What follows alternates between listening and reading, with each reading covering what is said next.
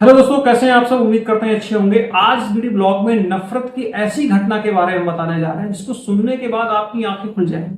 शायद इससे ज्यादा बड़ा उदाहरण नफरत करने का किसी से हो ही नहीं सकता है।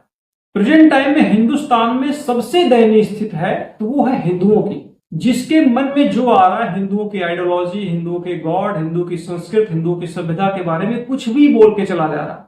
अब तमाम सारी ऐसी घटनाएं हमारे बीच हो रही हैं जिसको सुनने के बाद दिमाग में बहुत सारी चीजें आती हैं। जैसे अभी हाल ही में एक घटना घटी थी जिसमें एक मुस्लिम बार्बर एक हिंदू व्यक्ति का मसाज कर रहा होता है।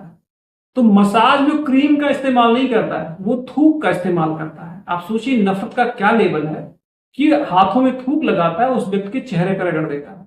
अभी हाल ही की घटना एक गाजियाबाद की, वहां पे एक जूस ऑनर जो कि मुस्लिम होता है, जूस में वो अपनी यूरिन भी मिला के पिलाता है। किनको?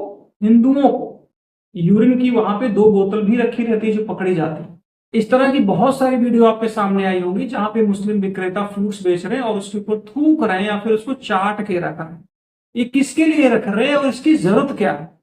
और प्रेजेंट टाइम में जो चीज हुई वो तो इन सब चीजों से बढ़ के बहुत आगे। प्रेजेंट टाइम में आंध्र प्रदेश में चंद्रबाबू नायडू की गवर्नमेंट है, वहां पर वो सीएम है।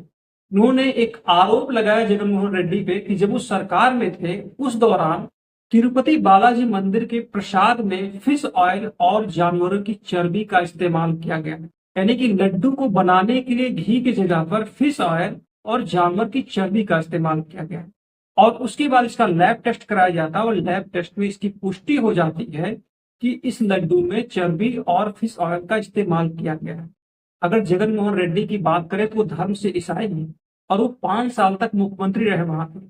5 साल तक ये प्रक्रिया चलती रही, बिना प्लान के ये चल ही नहीं सकती है और सीएम को पता हो ऐसा हो ही नहीं सकता है। तो जाहिर सी बात है ये काम जानबूझकर कराया गया है। तो आप इस प्रकरण से समझ सकते हैं किस तरीके से हिंदुओं के धर्म को बर्बाद करने की, हिंदू साहित्य को बर्बाद करने की, हिंदू आइडियोलॉजी को खत्म करने की साजिश चल रही है पूरे प्लान की तरह। कहने के लिए भारत में 80% आबादी हिंदुओं की है, लेकिन हिंदुओं की आइडियोलॉजी, हिंदुओं की संस्कृति, हिंदुओं की सभ्यता का 0.8% भी यहाँ पर सम्मान नहीं होता। उनके बारे में कोई कुछ भी कह के जा सकता है। उनके देवी देवताओं के साथ कोई मजाक कर सकता है, कोई पोस्टर बना सकता है, कोई नग्न पोस्टर बना सकता है, कोई सिगरेट फूकता हुआ पोस्टर बना सकता है। यहाँ तक कि मूवी में उनको गलत तरीके से दर्शा भी सकता है। अब तो ये चीजें हद से ही ज्यादा हो गई कि मंदिर के प्रसाद में साजिश के तहत वहां पे मांस और फिश ऑयल मिलाया जा रहा है। तो इसीलिए मैं कह रहा हूं कि भारत में हिंदू बहुसंख्यक होने के बाद भी उसकी अल्पसंख्यक से भी कहीं ज्यादा बुरी कंडीशन है।